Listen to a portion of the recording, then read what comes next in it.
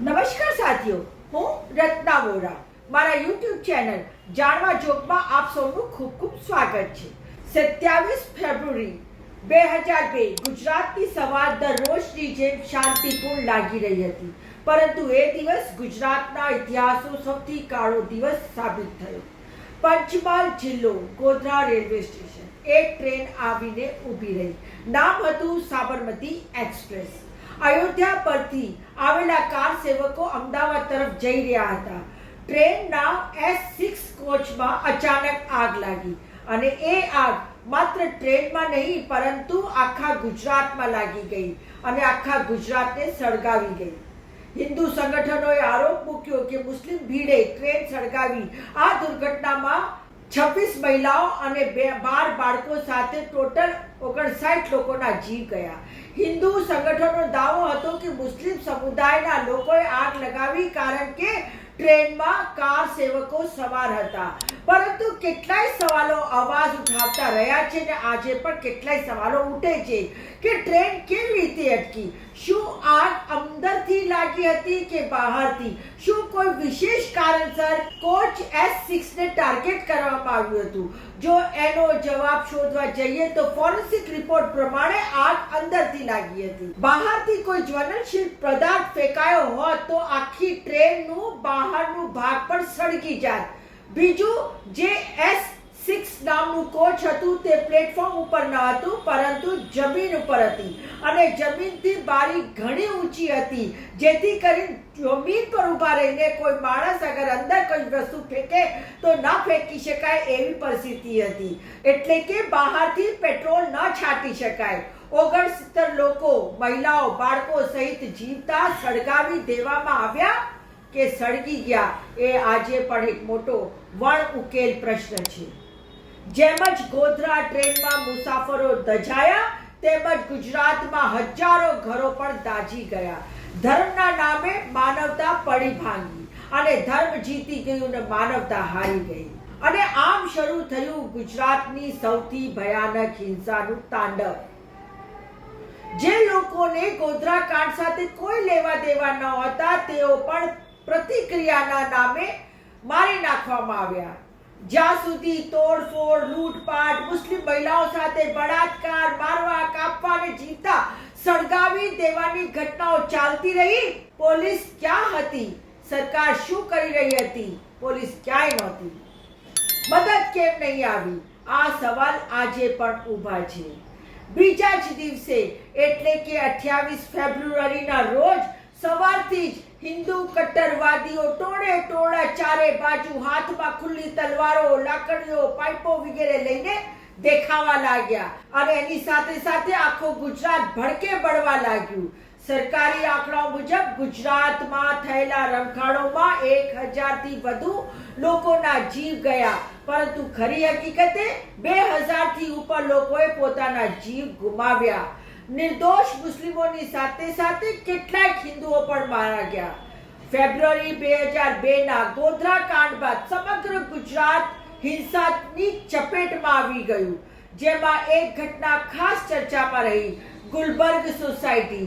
અહીં રહેતા 69 મુસ્લિમોને એક હિંસક ટોળાએ ઇરાદાપૂર્વક નિર્દયતાથી મારી નાખ્યા હતા અને આ લોકોએ કોઈ પણ રીતે ગોધરા ટ્રેન કાંડમાં ભાગ લીધો જ ન હતો.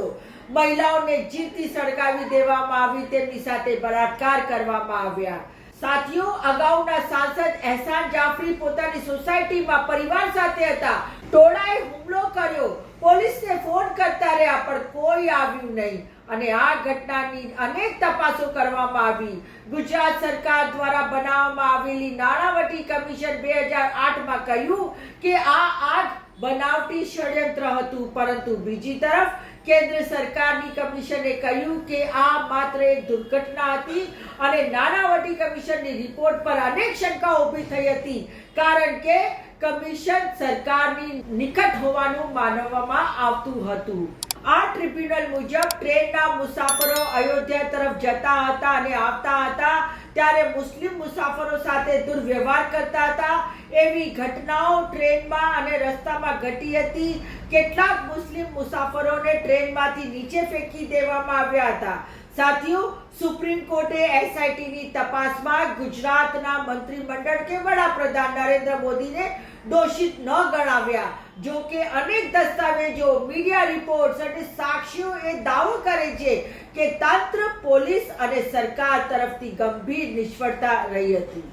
સાથીઓ, તહેલકાના સ્ટિંગ ઓપરેશનમાં બજરંગ દળના બાબુ બજરંગીએ જાતે જ કબૂલ કર્યું છે કે કેવી રીતે કાંડ કર્યો છે. जुओ आ वीडियो क्लिप. तो लाशें उठा उठा के फेंक दिया, कुआं एक था, कुआं में डाल के तरफ दिया. उनके थे ना सब, ये घर में घुसे तो यहाँ से सिलेंडर लिया और हमारी धड़ा फूटे. ट्यूबवेल तो थी हमारे पास. उस टाइम तो हमने मजा ही और था सब. और हमारे 4 कार्यकर्ता मर गए और उनकी भी कोई सुनवाई नहीं है. उनकी भी कोई सुनवाई नहीं.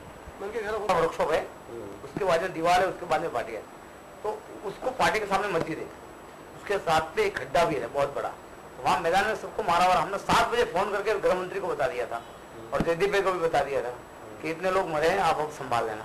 तो मैं बहुत सभी एक ही साथ इकट्ठा हो गए. फिर क्या, वो सब चिपकने लगे एक दूसरे को. मरते मरते बोले तू भी जा, तो तू काय को बचता, तू भी आ जा साथ. तो उसमें सब ज्यादा हो गया. तो फिर उसमें इन लोगों ने तेल डाल दिया, तेल टायर सब. उस टाइम तो तेल तो पूरा हमारे साथ में इतना सामग्री था ना, आगे से हमने इतना कार्बा भरा. रात को हमने पेट्रोल पंप से इतना पेट्रोल वालों ने हमको फ्री दिया था. Petrol diesel. फिर वो जो थोड़े आगे जाते थे वहाँ मस्जिद थी, मस्जिद के आगे सब वो इकट्ठा हो गए. फिर काटो मारो में चल पूरा हो गया. सब फोन भी कर रहे थे और उसके बाद में सब दौड़ के पुलिस के पास भी जाते थे. हम लोग तो जो उनका एक वहाँ पे सलीम करके एक था जो नरोड़ा पार्टी का थोड़ा दादा माना जाता था, वो तो सब जीप के अंदर घुस गया था. सब फायर गया था, जीप के अंदर घुस गया था. तो पुलिस हम खुद उसको पकड़ के खींच के बाहर लाए. तो बोलता है पुलिस वालों बोले इन्हें मारी ना, उसको बोले मारी डालना, जिंदा छोड़ेंगे तो बयान देगा ना. बोले उसको तुरंत थोड़ा दूर ले जाके पूरा ही कर दिया, क्योंकि साला ये जीता रहेगा. तो बोले पुलिस की जीप पे घुसा था, बाहर निकला, कुछ नहीं किया. और बताइए, जिस दिन पाट्याकांड हुआ वो तो अयोध्या से दिल्ली विल्ली आ गए थे, जहाँ भी आगे आपको पता होगा. पाट्याकांड जिस दिन हुआ उस दिन शाम को या दूसरे दिन नरेंद्र भाई पाटिया, बताइए. नरेंद्र भाई पार्टी आके थे, पर वो बनाव पे इसके लिए नहीं आ गए. उसके साथ में कमांडो रहता है, तो बनाव पे नहीं आए, पर पार्टियां आके उत्साह देके चले गए और लोगों का उत्साह बढ़ाया. नरेंद्र भाई उत्साह बढ़ा के चले गए टीम के साथ में. पर जब भी रात को आधी रात के बाद दूसरे दिन जो चालू हो जाएगा ना वापस, तो नरेंद्र भाई उसके लिए आए थे. वो पूरे अहमदाबाद में घूमे थे, जहाँ मियाँ है ना वहाँ इसके लिए घूमे थे. हिंदू में, यहाँ मुसलमान रहते हैं, यहाँ हिंदू रहते हैं, तो हिंदू में जाके आए कि नहीं अच्छा किया और करो. ये जेल गए तो जेल में आप बताइए ना, छुड़वाया किसने, बताइए इनको कैसे छुड़वाया. हमको तो जेल से नरेंद्र भाई ने छुड़वाया. उन्होंने जज बदले और जज बदल के फिर नरेंद्र भाई ने सेटिंग की और नरेंद्र भाई ने हमको छुड़वाया. तो हम नहीं छूट सकते. पहला जज आया था, धोड़किया जी था. उन्होंने बोला कि बाबू भाई बजेंगे तो फांसी होनी चाहिए 4-5 बार, एक बार नहीं, और फाइल फेंक दी सब. फिर दूसरा आया तो दूसरा ने हमारा को यही बताया कि नहीं इनको फांसी होनी चाहिए. फिर तीसरा ने 1.5-4.5 महीना हो गए. फिर नरेंद्र भाई ने हमारे को संदेशा भेजा कि ठहर जाओ, मैं अभी सेटिंग करता हूँ, अभी टाइम निकल गया है. फिर उन्होंने अक्षय मेहता करके जज को भेजा. जज ने फाइल नहीं देखी, कुछ नहीं, बोले जामिन ग्रांटेड, और सब जेल खाली कर दी. वहाँ बाहर आ गए हम लोग. तो वो ये काम हम तो भगवान इसके लिए मानते कि इनके काम के लिए आज हमको बोले, हिंदुत्व के लिए हम मरने तैयार है. हमारी एफआईआर में लिखा गया है, एक को प्रेग्नेंट थी, उसको हमने चीर दिया. इनको दिखाया कि क्या होता है, कि हम लोग को तुमने मारा तो हम तुमको क्या प्रतिकार दे सकते हैं. हम खिचड़ी कड़ी वाले नहीं है.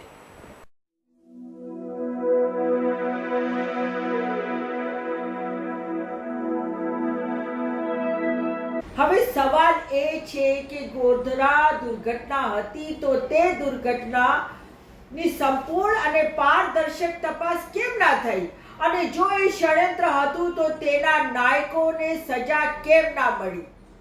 આજ સુધી પણ ગોધરા કાંડનું સંપૂર્ણ સત્ય બહાર આવ્યું જ નથી.